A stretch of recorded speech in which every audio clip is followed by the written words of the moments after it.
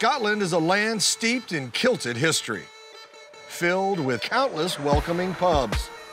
I came here for the Scotch, but I'm staying for the Holy Grail. Or was it the other way around? At the end of the Crusades, a holy order of warriors known as the Knights Templar smuggled the Holy Grail out of Jerusalem and into Scotland. Where they hid it is anybody's guess. But recently, I came across this.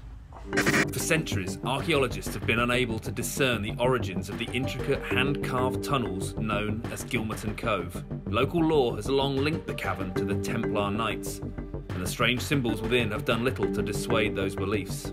Now, university scientists have determined these underground passageways may be at least twice the size previously believed so. Could this newly discovered tunnel system lead to a secret vault containing the Grail?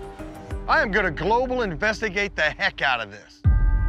But before checking out my new lead, I'm headed to Kilwinning Abbey to meet with Tony McMahon, who knows a lot about the Knights Templar history and how they ended up in Scotland. Not only is Tony a historian and an author, he also runs a blog called Templar Knights, and so do I. Only mine is more erotic fiction. My name's Tony McMahon. If Rob Riggle is on a quest to find the Holy Grail, then he better start looking in Scotland, because it's believed the Templars, who were keeping the Grail, came here after they fled France for their lives. So, Tony, hopefully you can help me. I'm trying to understand the origins of the Knights Templar and maybe a little more about the story of the Holy Grail. Well, Rob, I've got to take you back to the year 1099. The Knights Templar were an order of knights who were the kind of poster boys for the Crusade. They originally got together to protect pilgrims who were coming into Jerusalem, who were being attacked by bandits on the roads. But right away, right from the start, they insisted on being based in the Temple of Solomon.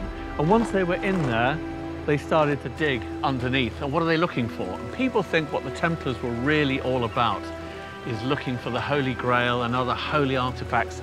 So it's believed that they found the Holy Grail in Jerusalem and they brought it to their Paris temple in France. Tell me, how did the Knights Templar get to Scotland? Well, I have an incredibly ancient map here for you, Rob.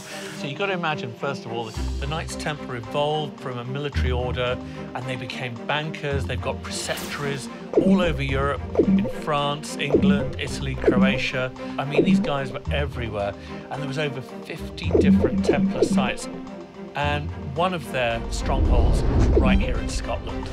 They've become way too powerful from the point of view of the King of France here in Paris and the Pope, who get together and decide they've got to crush the order. So they issue arrest warrants against all the Templars throughout Europe on Friday the 13th, 1307. The Templars somehow seem to get tipped off that this is about to happen, and they get all their loot and their treasure and take it in carts down to La Rochelle, a port here on the west coast of France, where there's a Templar fleet. It heads off up the English Channel, up the coast, till they get to near Edinburgh. And then they come here to the Abbey to hide away, to hide their treasure underground.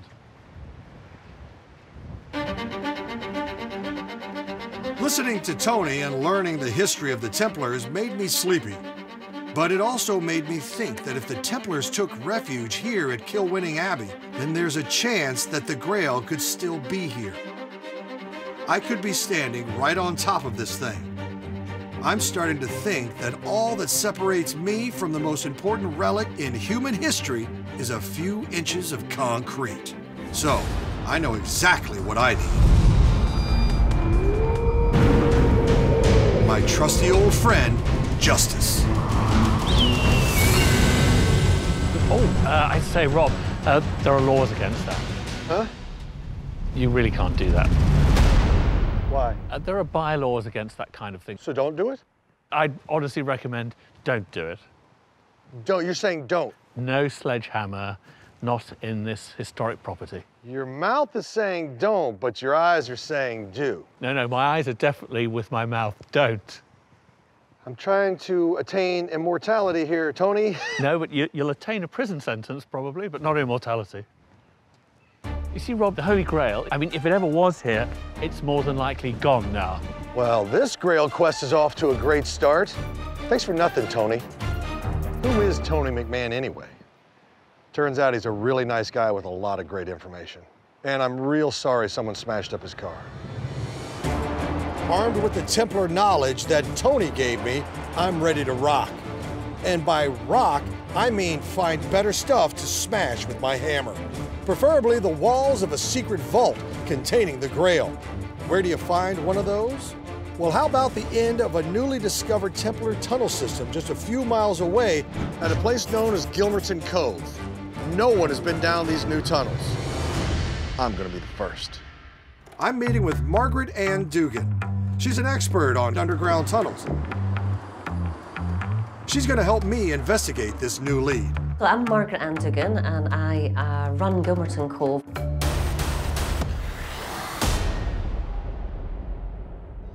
Gilmerton Cove is this strange labyrinth of underground chambers and passageways.